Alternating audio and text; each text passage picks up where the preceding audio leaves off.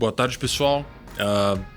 Hoje a gente vai começar mais um episódio aqui do Ecos do Mercado, né? A gente está recebendo a turma da Solana Capital, aqui com o Bruno e o Marcos, né? O Marcos, me corrija se eu estiver errado, mais na frente do RI, certo? Perfeito. E o Bruno, gestor de Long Only.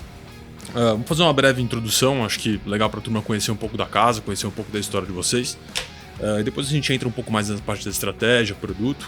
Então, poxa, pessoal, fica super à vontade. Aqui do meu lado, o Luiz. Fala pessoal, tudo bom? Boa tarde. Mais uma vez aqui com vocês, dessa vez um formato diferente aqui, né? Mudamos o cenário. E, poxa, espero que vocês gostem do bate-papo com os convidados que a gente trouxe hoje aqui.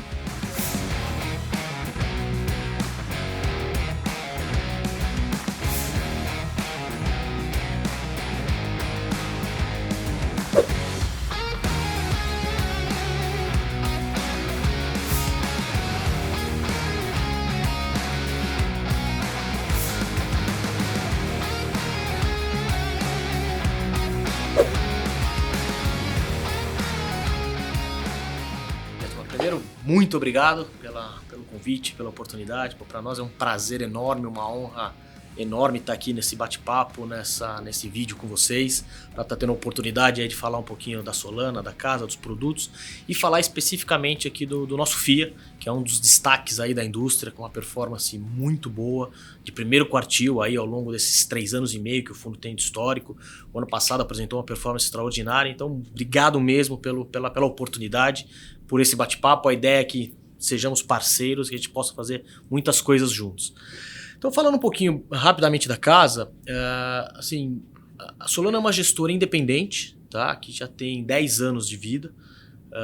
E ao longo desses 10 anos, a Solana é uma casa focada em produtos de renda variável, né? Então, assim, aqui não existe certo e errado, então existem gestoras que foram para um caminho de ser multi-assets, então ter renda variável, multimercado, crédito, imobiliário. A Solana não, a Solana se manteve na filosofia e no conceito de ser uma boutique de investimento, né? Focada única e exclusivamente na gestão de produtos de renda variável. Por que isso? Porque é onde a gente entende que é o nosso diferencial competitivo, né? Nós temos uma equipe, né? O Bruno é é o gestor do FIA, da equipe de análise, um dos fundadores da Solana. E a nossa equipe é uma equipe muito sênior, que já joga junto desde o início da Solana e focado único e exclusivamente na gestão, no acompanhamento de empresas e setores do mercado de renda variável. Então, a Solana tem 10 anos e a equipe de profissionais estão lá há 10 anos juntos, o core da equipe está há 10 anos juntos, mas eles têm experiência de 20, 25 anos olhando o mercado de renda variável. Então, eles trabalharam juntos antes da Solana também? Vocês trabalharam. Sim. A gente trabalhou junto no BNP Paribas, no ABN AMRO e no Votorantim. Pô, legal. Então, assim, então eu até brinco, né? A Solana tem 10 anos, mas a equipe de gestão, muitos deles se conhecem há 20 anos. Ou seja, no final do dia, por que isso é importante? De novo, aqui na Solana não tem bola de cristal, ninguém é mais inteligente que ninguém, mas essa senioridade, essa parceria de conhecer, faz com que o processo de investimento, a filosofia de investimento esteja muito enraizada no dia a dia. No final do dia, o que isso nos leva? A ter um índice de acerto maior que de erro. Para que no final do dia a gente consiga entregar um produto com uma performance super consistente, de primeiro quartil. E aí, nessas 4 estratégias que a gente possui de renda variável, quais são essas estratégias? Temos um fundo long and short, que é um fundo neutro, então não tem risco direcional de bolsa. Esse fundo tem 10 anos de histórico e é tido como um dos melhores long and short neutro da indústria brasileira, já com vários prêmios. Temos um segundo fundo mais antigo da casa, que é um equity hedge. Daí é um fundo que já pode fazer posições direcionais, pode ficar comprado, vendido, muito intensivo em estruturas de derivativos em single names, então é um fundo mega complexo.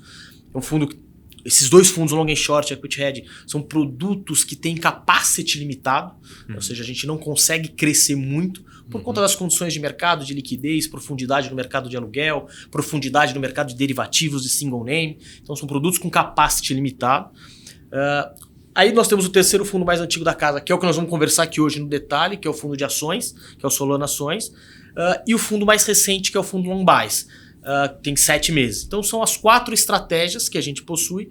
Então a Solana tem 10 anos, 4 estratégias, uma equipe muito sênior, que já joga junto há muito tempo, com 1,5 bi de patrimônio. E aí, só para finalizar, né, muita gente pergunta, falou, pô Marcos, a Solana tem 10 anos e 1,5 bi de patrimônio é pouco. A gente vê gestoras com 10, 15, 20, com 2, 3 anos com 10 bi, 20 bi. Por que a Solana só tem 1,5 bi? Por decisão nossa. Porque os nossos produtos, principalmente o long and short e o equity hedge, a gente entende que tem capacity limitado. Então o long and short, a capacity dele é ao redor de 750 milhões. A gente está com 710, batendo 750, a gente vai fechar o fundo.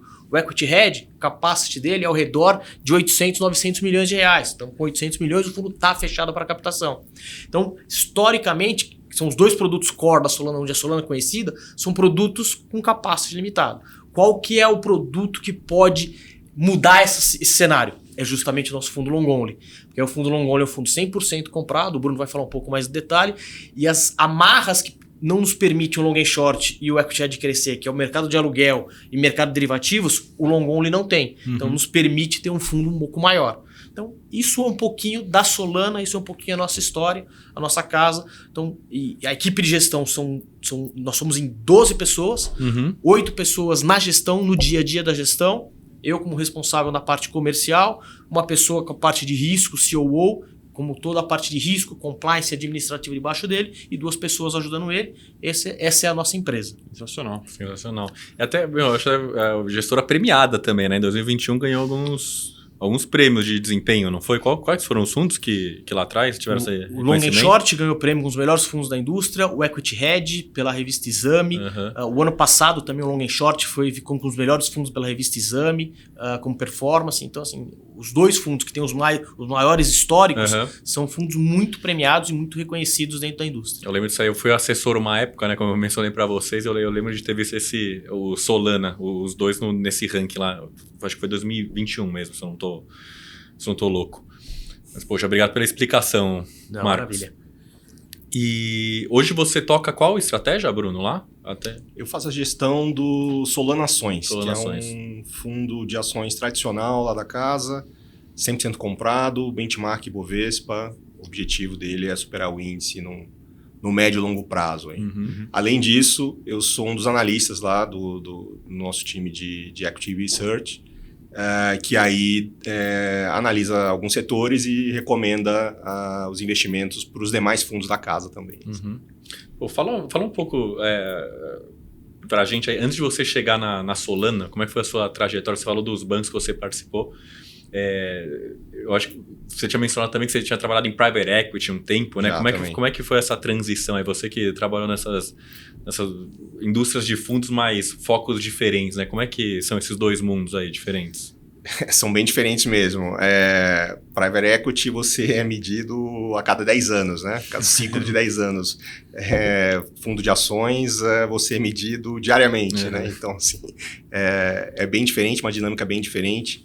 Mas, assim, minha carreira é de mais de 25 anos aí de experiência no mercado, sendo 21 em gestão de recursos. Desses 21, fiquei 19 em gestão de fundos abertos e 2 anos em private equity, como você mencionou. Depois que eu me formei em economia na PUC do Rio, eu fui trabalhar em investment banking, em banco de investimento. Depois de alguns anos lá, eu fui estudar fora, fazer um MBA fora. Quando eu voltei na indústria de gestão de recursos, voltei em 2003 para trabalhar no ABN AMRO. E aí eu entrei como um dos 2 responsáveis pelo fundo Ethical, que tinha sido lançado há pouco tempo na época, lá pelo ABN. Foi o primeiro fundo ESG de mercados emergentes, então foi um case interessante. Legal. Lá da gente montar essa estratégia lá atrás. Que ano que foi isso, perdão? O fundo foi montado em 2001, eu entrei em 2003. Legal. Lá. E aí eu entrei como co-gestor do fundo. Depois de alguns anos no ABN, eu tive essa oportunidade para Private Equity, que eu achei que era uma oportunidade bastante interessante. Acabei testando as águas lá. Mas, como eu disse, aí, esse ciclo de Private Equity é muito longo. E achei que não era muito a minha praia e acabei voltando aí para Public Equities, digamos assim. E aí eu voltei para o Votorantim Asset Management como analista, depois eu virei head do time de análise lá. Aumentei o escopo de cobertura indo para o BNP Paribas, onde a gente olhava a América Latina. Fui também como head do time de análise lá.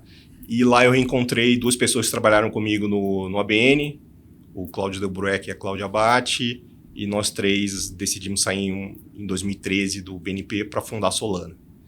Então, a história curta é essa. Pô, legal. Muito bom. Legal. Bom, acho que vamos fazer uma retrospectiva aqui, falar um pouco de 2023. A gente aqui na Research fez um consolidado ali do ano. Acho que a foto assim engana muito, né? Acho que a gente teve uma corrida muito grande ali no finalzinho do ano. E aí, se você vê ali, aparentemente foi um ano bom, mas na verdade foi super desafiador. E o fundo foi super bem, né? O fundo aqui deu mais de 33% no ano, né? Então mais de 10 pontos aí acima do benchmark do Ibov. Então, poxa, como vocês lidaram com esse ano ali? Como é que foi ali desde o início? Teve bastante volatilidade no início do ano, com case de Americanas, case de Light. Conta pra gente um pouquinho ali como é que foi até chegar nessa performance aí do ano fechado. Com certeza. Talvez eu acho que seja interessante a gente falar um pouquinho sobre o processo do fundo, porque aí vai ficar mais fácil explicar como é que a gente navegou 2023 aí.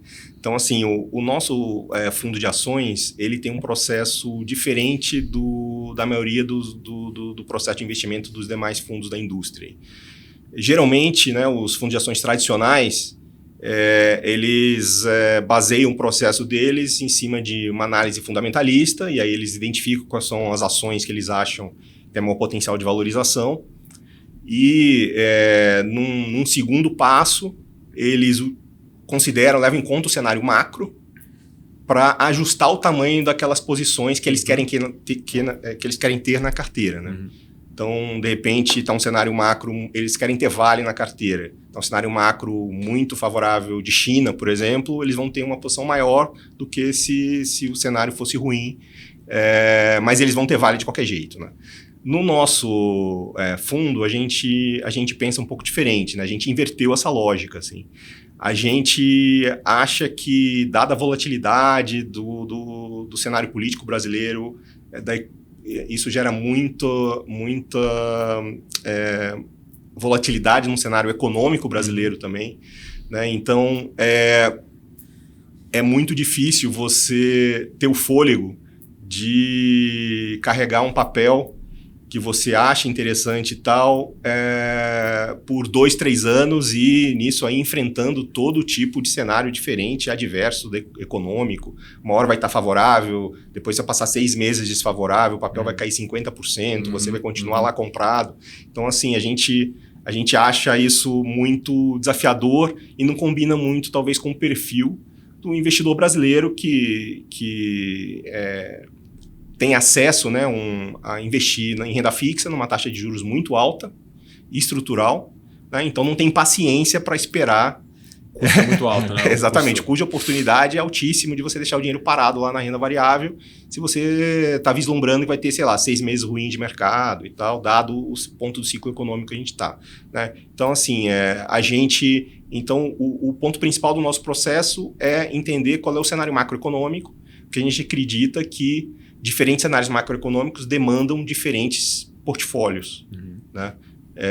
Então, o que a gente fez foi montar um modelo lá atrás, em 2020, quando a gente lançou um fundo, em que a gente analisa 2 variáveis, basicamente, da economia brasileira, atividade, que é PIB, né, e inflação, e tenta entender na margem se essas variáveis estão acelerando ou desacelerando. Tá? E aí, com base no nosso entendimento, a gente monta a combinação de cenários. Essa combinação gera 4 cenários diferentes, né? E aí, talvez passar rapidinho por eles aí, até porque, quando entrar em 2023, eu vou falar para vocês que a gente passou pelos 4 cenários em 2023. Passou por tudo, né? De recessão a não recessão. Exatamente, foi bem desafiador.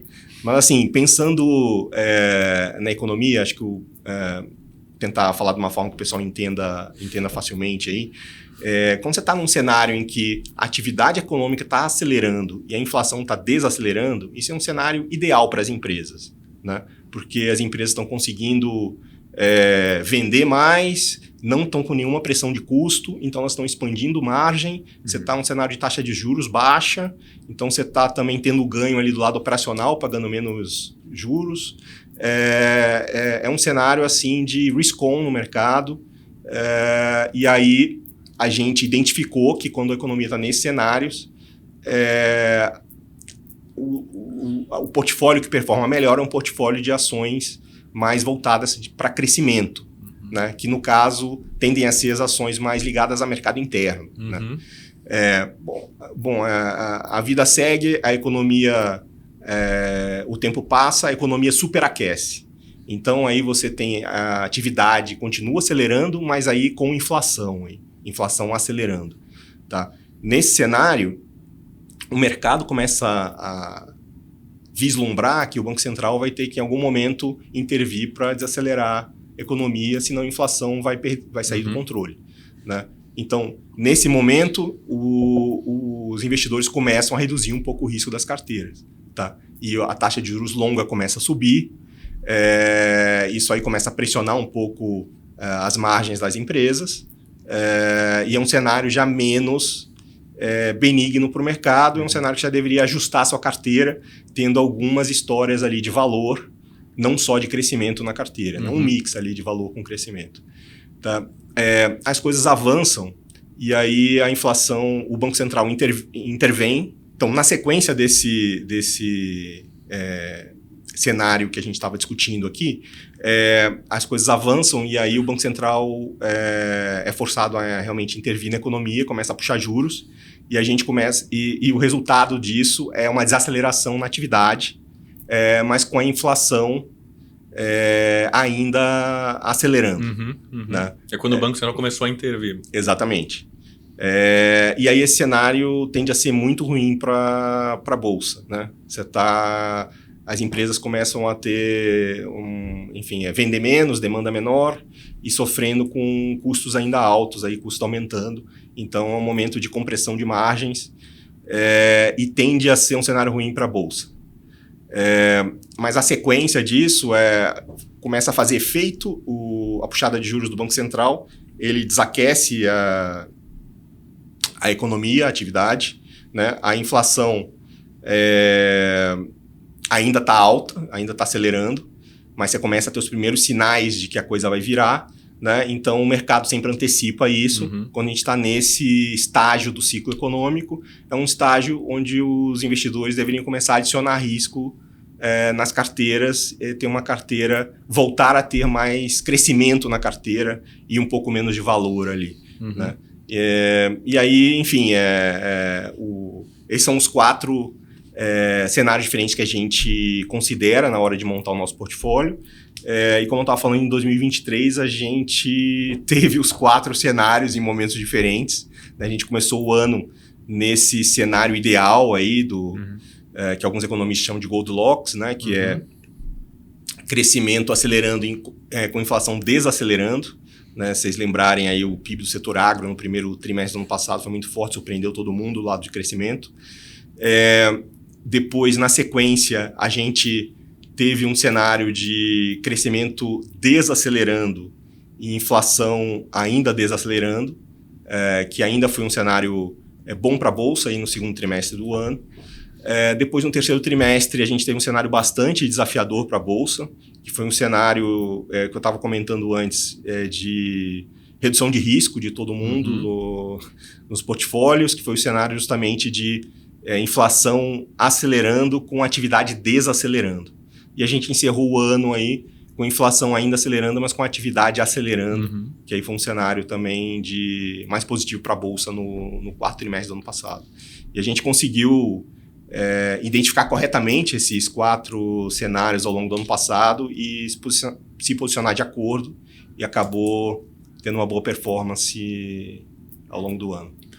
Muito legal. Acho que usualmente, né, os fundos de ações acabam sendo mais micro, né, indo mais olhando os nomes ali, não se preocupando muito até com a parte macro, e isso faz muito preço aqui, né, no nosso mercado, né, infelizmente, mas também gera bastante oportunidade, né?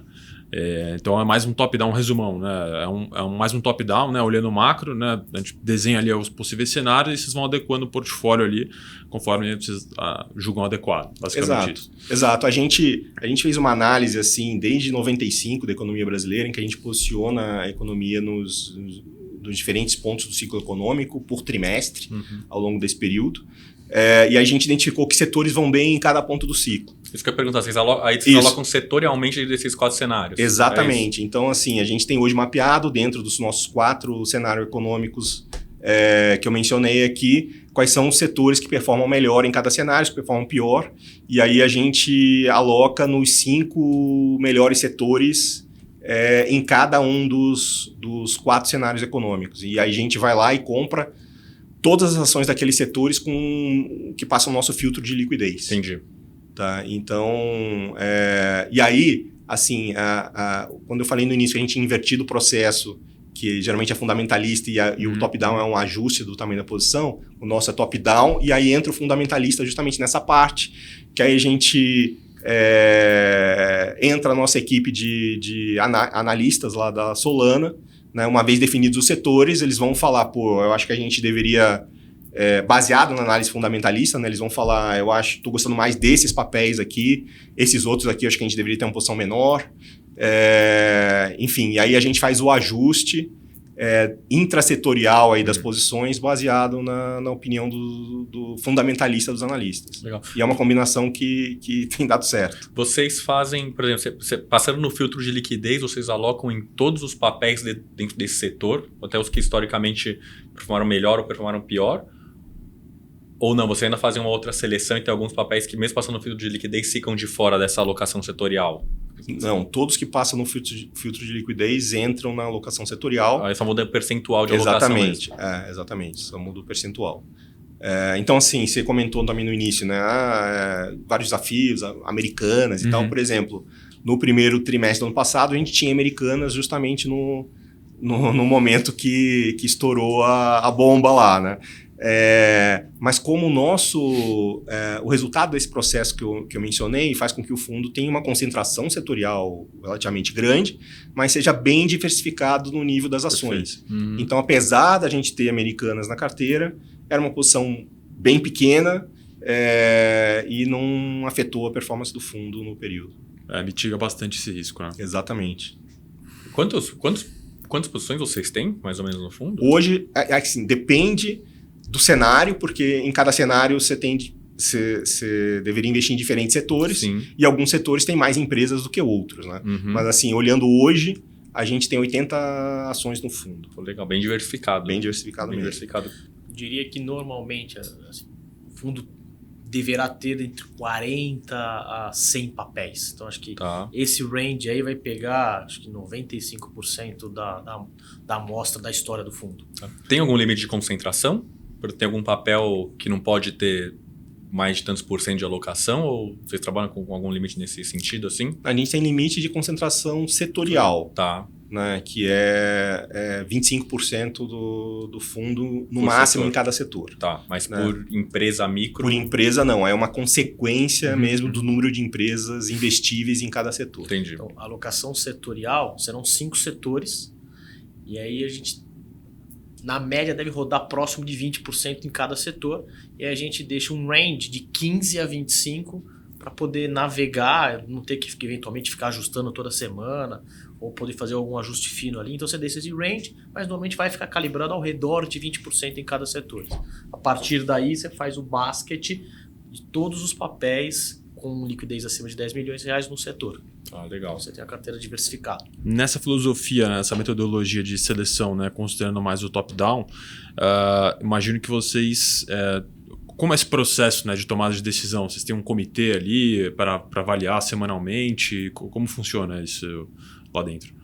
Então, a gente acompanha assim, diariamente os dados macroeconômicos para atualizar as projeções de PIB e inflação, que são a base do nosso processo de investimento, mas assim, e também para confirmar que aquele cenário que a gente imagina que a gente está vivendo hoje é realmente o cenário correto, né?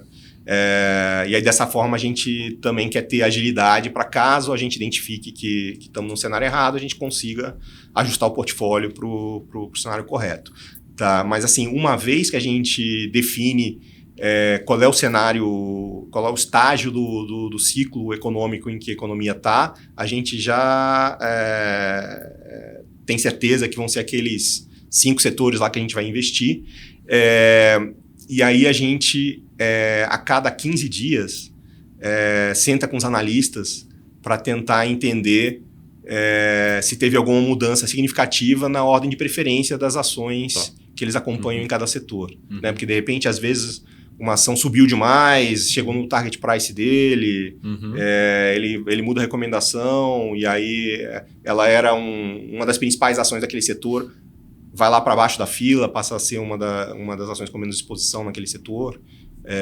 Então a gente faz esse ajuste assim, a cada 15 dias ou on demand também, né? À medida que saem notícias e tal, enfim. Quando necessário. Exatamente, porque aí ajuda o fato da gente ter os outros produtos que o Marquinhos mencionou, principalmente o Long and Short e o Equity Hedge, são 2 fundos que são mais ágeis no mercado, né, que tem uma visão mais de curto prazo, né, então a gente está sempre conversando com as empresas, está sempre reagindo às novas informações que a gente recebe deles, e com isso está sempre ajustando os portfólios desses fundos, e o do FII a gente faz com tem um holding period um pouco maior. Exatamente, um holding period. Assim, em tese a gente vai ficar com aquelas ações por 3 meses, pelo menos, né? Porque cada cenário que a gente traça é por 3 meses. Se o cenário perdurar, a gente pode ficar 2 vezes 3 meses, 6 meses na sequência, etc. e tal. Senão, a cada 3 meses a gente vai mudando a carteira para... Isso que eu ia falar, tem uma rotatividade maior, né, do que a média, imagino. Então, depende do fundo, né, eu diria, né, que você está comparando. Mas assim, a gente tem uma carteira estática, basicamente, por 3 meses. Que a gente vai mudar só dentro de cada setor. Uma hora eu tô com um pouquinho mais nessa ação, outra hora eu tô com um pouco menos e tal. Mas eu sempre vou ter aquela ação naqueles 3 meses ali. Um ajuste fino do tamanho da posição, mas você não vai mudar o setor ou incluir ou excluir a empresa porque andou demais ou caiu demais. Você simplesmente não vai fazer o ajuste do tamanho da posição. Então, mas aquela posição setorial, ela pode ficar 3, 6 meses. Porque, de repente, se o ciclo é um ciclo mais longo, se é um ciclo que vai perdurar, atividade desacelerando, inflação acelerando, que por acaso é um cenário que a gente, de repente, está vendo, e de repente, estou vendo para esse trimestre e para o próximo. Provavelmente vai ficar 6 meses essa mesma carteira. Então, isso é dinâmico. E aí depende também um pouco do seu ponto de partida até o seu ponto de chegada, né? Por exemplo, se num trimestre você está com um determinado portfólio, você está enxergando que vai mudar dependendo do portfólio do cenário macro que é o do próximo trimestre, você pode ter que mudar muitos ou poucos setores da carteira, né? Então, é difícil fazer essa comparação, eu diria, porque ele tem um giro bem menor no dia a dia, mas aí a cada 3 meses ele pode ter um giro de 20%, 40%, 60% do portfólio. Porque a minha pergunta era justamente nesse ponto, se nessa performance, né, de 2023 teve alguma atribuição, algum nome, né, algum single name que entregou, mas imagino que não, né? Pelo que você está comentando aqui, é um compilado, né, uma conjuntura toda. Né? Exatamente. Como se fosse um ETF ativo aí, mais ou menos. Uma analogia um pouco simplista aqui. Setorial, assim. Poderia, acho que poderia fazer essa analogia, assim. Porque assim, a gente realmente não está definindo a alocação do fundo com base nas empresas, a gente está definindo com base nos setores. Setorialmente. Legal essa abordagem. Porque a gente entende que são setores que vão performar bem naquele ambiente macroeconômico. Com base que a gente acha isso, do que a gente desenvolveu na modelagem dos últimos 30 anos, que toda vez que aquele cenário se apresentou foram aqueles setores que melhor performaram. Então eu quero estar exposto nesses setores que sempre performaram bem nesse ambiente macroeconômico. Então é essa abordagem, uma abordagem top-down. Olhar o cenário, porque é o que a gente acredita. Cenário faz preço na Bolsa Brasileira. Eu quero estar sempre com o portfólio adequado para aquele ambiente macroeconômico. Né? Para sempre estar conversando e eu conseguir, dessa forma, conseguir gerar alfa sobre o Ibovespa. Legal. Então, entrando assim, já pegando esse gancho em 2024, né? O que vocês estão imaginando de cenário aqui? A gente está começando esse ano, acho que a gente teve 2 meses muito fortes, né, de bolsa. Acho que o pessoal já deu uma acalmada logo nesse início. Mas como é que vocês estão enxergando aí esse cenário nesse início de ano? Olha, a gente está com uma visão para o ano positiva. Tá? Estava até olhando lá nossas projeções versus o Focus, né, que talvez seja uma boa referência para os números do mercado. A gente está projetando, tem uma projeção de PIB maior do que o consenso do Focus e uma projeção de inflação menor do que a do consenso do Focus para o ano.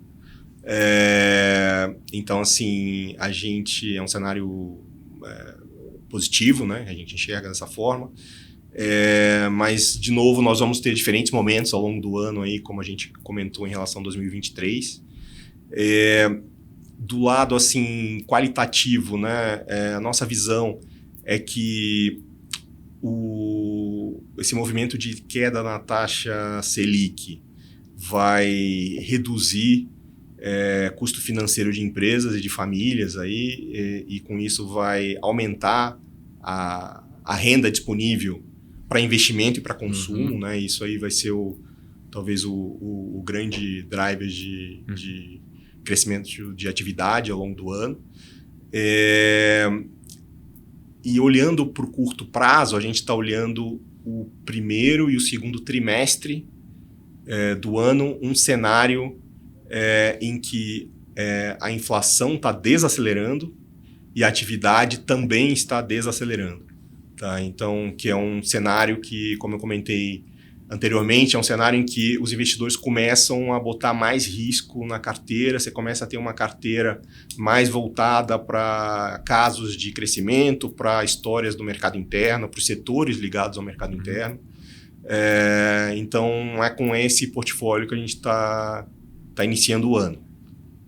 Perfeito. Tem algum setor que vocês queriam dar uma ênfase um pouco maior, que vocês acham que pode surfar eventos melhores aí nesse ano? Acho que você dá uma pincelada em consumo, mas o que você acha que muitos setores apoiaram bastante, né, nos últimos anos, né, principalmente as empresas de menor capitalização? O que vocês estão vendo de oportunidade aí nesse começo de ano? Olha, setores que a gente acha interessantes ter no portfólio hoje, né? O consumo discricionário, como você comentou aí, dada a nossa visão positiva para a economia e para consumo, né? E aí, assim, a gente está gostando de alguns nomes como Lojas Renner, Lojas Quero-Quero, que são histórias de varejistas com financeiras. Tá? Porque a gente está vendo esse cenário mais positivo de queda de taxa de juros, que deve liberar a renda das famílias, e esse pessoal, essas empresas, segmento, ele está exposto duplamente, né, à questão do aumento de rendas na família, porque o cliente vai consumir mais, né, e com a taxa de juros menor, a gente está enxergando uma retomada do ciclo de concessão de crédito, e essas empresas vão poder dar crédito para esse cliente, consumir mais também, sem grandes problemas de inadimplência, né? Então, assim, a gente acha que esses nomes assim podem se beneficiar bastante. O setor imobiliário é um setor que a gente gosta também no momento, e aí Direcional, que é uma empresa focada em baixa renda, a gente acha bastante interessante também. Eles se beneficiam aí das mudanças nas regras do Minha Casa Minha Vida do ano passado, e a gente está enxergando um valuation aí interessante. Logística é um setor que a gente gosta, e é um setor que tem algumas empresas menores também, como você mencionou aí. Aí Santos Brasil, acho que é a nossa preferência no momento. A gente está vendo, está otimista para volumes e preços aí no curto prazo, para eles também estão com um valuation bastante descontado. Setor financeiros também é um setor de destaque, mas aí são os big names, né? Bancos e a gente gosta das histórias de meio de pagamento agora. A gente acha que está havendo menos competição no setor, os players mais focados em aumento de rentabilidade. Então está um cenário mais benéfico. E o quinto setor que a gente tem na carteira hoje é o setor de siderurgia e mineração. E aí nossa principal posição hoje no fundo é Sigma Lithium, que é uma empresa brasileira, mas listada no Canadá. A gente inclui no nosso universo de investimento empresas brasileiras listadas fora, como XP, como Stone, como PagSeguro. E no caso Sigma, que é uma empresa que está passando por um processo de revisão estratégica que pode resultar na venda da empresa para um grande player do setor aí e que pode beneficiar os acionistas no curto prazo. É interessante você mencionar de Renner que outra hora a parte financeira foi um detrator, né, da performance e acho que vai muito do ciclo de mercado, né? Exato. Aí, poxa, vocês estão vendo um cenário um pouco mais favorável, né, para esse setor e acho que funciona até como uma alavancagem, entre aspas, assim, né, dentro da companhia. Né? Exato.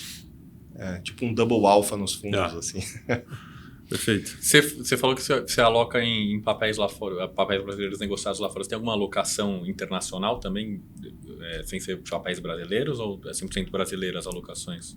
Temos em um cenário específico, que é aquele cenário que eu mencionei, que é o pior cenário para a Bolsa, né, que é o cenário de atividade desacelerando e inflação acelerando.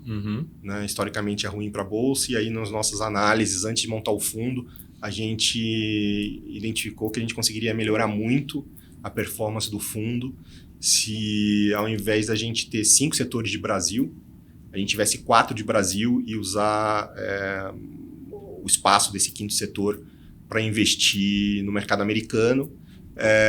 E aí a gente investe num ETF setorial dos Estados Unidos. Tá. E a gente define esse ETF com base na mesma análise que a gente faz para o Brasil, de inflação acelerando ou desacelerando e atividade acelerando ou desacelerando, os mesmos 4 cenários. A gente identificou quais são os ETFs setoriais que vão melhor em cada cenário de Estados Unidos. E foi uma alocação que a gente teve aí ao longo do ano passado, quando a gente passou por aquele cenário mais conturbado do terceiro trimestre. Pô, legal. E até aproveitando isso aí de alocação internacional, da alocação Brasil, ainda no quesito cenários aqui, né, pô, lógico que acontece muita coisa assim que a gente não consegue prever, mas tem alguns acontecimentos que estão no radar aí de vocês, que vale a pena ficar de olho como ponto de atenção, como por exemplo, esse ano tem eleição, pô, um número relevante de países do mundo vão fazer eleição esse ano, né? Recentemente a gente viu a eleição lá em Taiwan de um partido que não é tão amigável à China. Então são alguns pontos de atenção, um pouco de estresse no Oriente Médio também. Tem alguns pontos de atenção que vocês estão de olho aqui, tanto no Brasil como no exterior, que podem influenciar as alocações de vocês? Tem. Eu diria que talvez o ponto mais importante no curto prazo, na nossa visão, é o início do ciclo de corte de juros nos Estados Unidos, né? Que o mercado entrou esse ano aí com uma visão muito otimista de que o Fed ia começar a cortar juros em março. E aí alguns representantes do Fed falaram nesse início de ano e já deixaram claro que na visão deles é mais para frente. E o mercado acho que reduziu um pouco o risco globalmente aí, em função dessa visão aí não tão otimista, né, quanto a que a gente entrou o ano. A nossa visão é que é algo mais para o meio do ano, né? Então, até que as expectativas se ajustem aí do final do primeiro TRI, digamos assim, para o final do segundo TRI. Talvez tenha um pouco de vol. A gente vai ter um pouco de vol. Mas, como eu estava mencionando, a gente está com uma cabeça positiva para o mercado brasileiro. Assim. Show. Bom, queria deixar aberto aqui para vocês falarem, de repente abordar alguma coisa da casa que a gente deixou passar, falar um pouco de produto, falar um pouco de, né, um resuminho aí para a turma. Para quem não conhece, onde vocês estão, né, nas plataformas de distribuição. Acho que é interessante. Esse vídeo é focado não só no investidor institucional, como também na pessoa física. Então, acho que vale a pena dar um resumo para a turma aí. Não, veja, nós estamos os fundos Long and Short e os Solana Ações, eles estão praticamente em todas as plataformas. Então, está na plataforma da XP, do BTG, do C6 Bank, End Bank. Então, assim, de forma geral, está em todas as plataformas. O nosso fundo Equity Hedge é um fundo que ele não está em plataforma eletrônica. Ele é um fundo que é basicamente o nosso passivo, é 100% multifamily office, single family office, alocador e fundos de pensão. Né? Então, acaba um fundo que não é muito para a plataforma. E o fundo Lombais, ele também não está em plataforma porque ele começou há 6 meses. Então, está no processo agora de criar track record para aí sim. E a ideia do Lombais também é fazer o mesmo movimento que a gente fez com o Long and Short, com ações, colocar em todas as plataformas disponíveis aí no mercado para poder oferecer para os clientes. Perfeito. Luiz, uma consideração final? Eu acho que é isso mesmo. Não sei se a gente deixou de abordar algum ponto aqui que vocês gostariam de abordar, mas acho que do meu lado é isso. Eu acho que também aqui do nosso lado, pelo menos do meu lado aqui também, mais uma vez agradecer o convite, a oportunidade, portas totalmente abertas aqui do nosso lado, 100% disponível. Caso os clientes de vocês que eventualmente vejam esse vídeo, queiram entrar em contato, tirar um pouco mais de detalhe, falar, portas abertas, a gente gosta disso, a gente gosta de estar em contato, falando, explicando, mostrando como que a gente... Porque isso é importante para que quando o investidor entra no fundo, ele conheça exatamente como que é o processo, como que é a dinâmica, quem são as pessoas. Porque quando isso acontece, a chance de a parceria ser mais de longo prazo ela é muito maior. Então, nós estamos 100% abertos para dar todas as explicações e no detalhe que for necessário para deixar o cliente, para deixar o investidor o máximo confortável possível para ter essa alocação e ser nosso parceiro de verdade. Legal. Então, muito obrigado, viu, Marcos? Muito obrigado, Bruno, pela participação aqui. Com certeza a gente volta a se falar no futuro aqui, gravando um episódio de atualização mais para frente. É que eu deixo meu muito obrigado a vocês dois e a quem está assistindo a gente aqui. Valeu, pessoal. Até a próxima. Obrigadão, pessoal. Valeu, obrigado. Valeu, tchau, tchau.